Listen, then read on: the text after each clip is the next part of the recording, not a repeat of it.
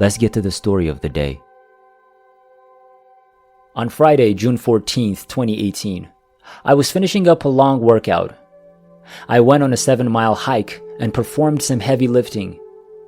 I felt a sudden crack in my right upper neck, with a minor ache towards the base of my skull on the left, during my last set of dumbbell curls. And immediately, I put the weights down and tried to stretch it out as it felt like a pulled muscle. Nothing seemed to help, so I took some Tylenol and decided to take it easy for the next few days. However, the agony increased hour by hour, and on Father's Day, June 16th, I awoke with even greater discomfort and informed my wife that we needed to go to urgent care to check if there was anything more serious than a strained muscle. We had intended to have a good time that day, and I was excited to spend my first Father's Day with my daughter, but I believed we'd do our scheduled activities afterward.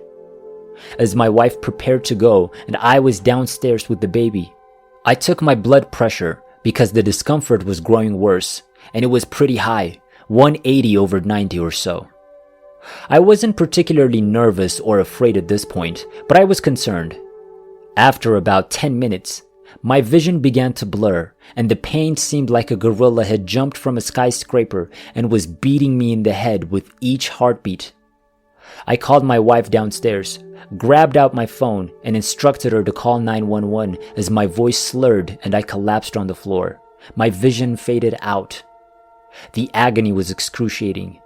I'd never experienced pain like that before, and it seemed like my head exploded before my vision went dark. At this point, I felt as if I had died or was on the verge of dying for the first time in my life. As I was ready for what was to come, a sense of calm washed over me, and I heard a voice say, "Everything is going to be all right. Just cool out." Not in my voice, but in the voice of an older man or a flower child from the 1960s. To put it another way, a hippie. I couldn't tell who was speaking or if I'd ever heard that voice before, but it sounded familiar and reassuring. I felt connected to it and to everything around me, and as I let go of my surroundings, it seemed like a piece of my ego died, and everything that was happening and had happened up to that moment in my entire life made perfect sense to me. Then, for a split second, the pain ended, and I was back in my own body, aware of what was going on around me. I'm not sure how long I was out. It may have been seconds or days. My feelings were horrible and the worst pain I'd ever had before collapsing, with complete clarity during and lasting clarity after. I was also upset that it was disregarded as a panic attack and that I couldn't see a doctor for weeks or months after going to the ER. I came across a distinct person or a voice that was plainly of mystical or unearthly origin. I heard a voice telling me that everything would be fine, that this was just a minor portion of my life, and that I should simply relax. It came at me without a sound, more like an instant psychic conversation. It seemed as if the past and future had vanished. It reminded me of one of those stereotyped hippies on TV, such as Cheech and Chong, but it was more loving, more knowledgeable, and truly full of peace and love. The pain returned after a brief respite, but it was more manageable, even if it was still intense, as if I could simply ignore it. I couldn't move, and my voice was slurred, but I had perfect clarity of thinking and was able to direct my wife over the phone on what to say, and then had her call a few friends and family members to come over, because I knew I was going to the hospital and didn't want her to be alone. I was able to check myself for stroke symptoms and did not appear to believe that was the case because my paralysis was on both sides of my body and my face was not sagging. Despite the agony and inability to move and convey my ideas through my tongue, I was more alert and clear-headed than I'd ever been in my life. In fact, I remained calm throughout and did not feel in any danger. They were able to sit me up once the ambulance arrived, and my body began to spasm and shake violently. After about 10 to 15 minutes, I was able to stand and walk to the ambulance with assistance. I was paralyzed again in the ambulance and again in the hospital. I wasn't terrified, but rather grateful and relieved that I was still alive. The doctor who saw me first assumed I was having a panic attack, but he nevertheless ordered an MRI and CT scan, both of which came out clear. I was released shortly after and had to be helped to my car before being driven home. For the next 2 weeks, I felt as though I wasn't quite back to normal or used to my body.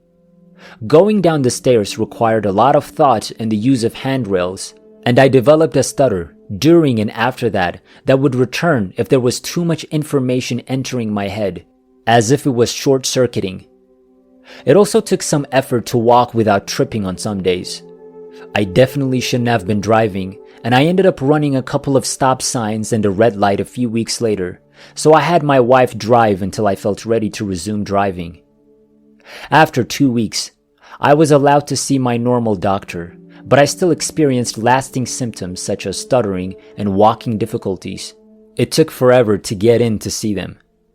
They immediately referred me to a neurologist who took 6 months to see me, by which time I had recovered totally from whatever had happened and was diagnosed with a complicated migraine causing catatonia. But in that small moment of lying on the floor, my entire attitude on life altered, and I believe it was for the better. Prior to the incident, my life seemed to be on autopilot, and while I was happy, I was simply going through the motions and not living with purpose. Now, I'm more concerned with making relationships with others and being the best version of myself possible so that I can better care for those around me. I told my therapist, who is using CBT or cognitive behavioral therapy, to help me with my sleeplessness, and also my sister about it. They were both incredibly encouraging and provided some of their own experiences, my sister, as well as books to read about the mind and near-death experiences, my therapist. I haven't told my wife yet, but I don't see why I should.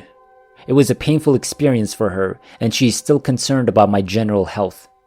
We communicated about everything else in our life, and shortly after, prepared a trust or will for our daughter. This event has also assisted me in unearthing aspects of my past that I'd been burying and was unwilling to interact with or discuss. Specifically, my self-doubt and imposter syndrome behavior has resulted in unpleasant thoughts and emotions. This, I believe, originates primarily from my childhood and my attempt to be someone other than myself in order to please my parents. My dreams, when I have them, are also a lot more vivid, and I can generally remember them pretty well. I also have lucid dreams on occasion. Whatever occurred to me in that brief moment when I heard that voice and collapsed on the ground felt more genuine than anything else I'd experienced before, and I'm not terrified of death or what comes after. I also try to enjoy my alone time by discovering new hobbies and ways to travel the globe.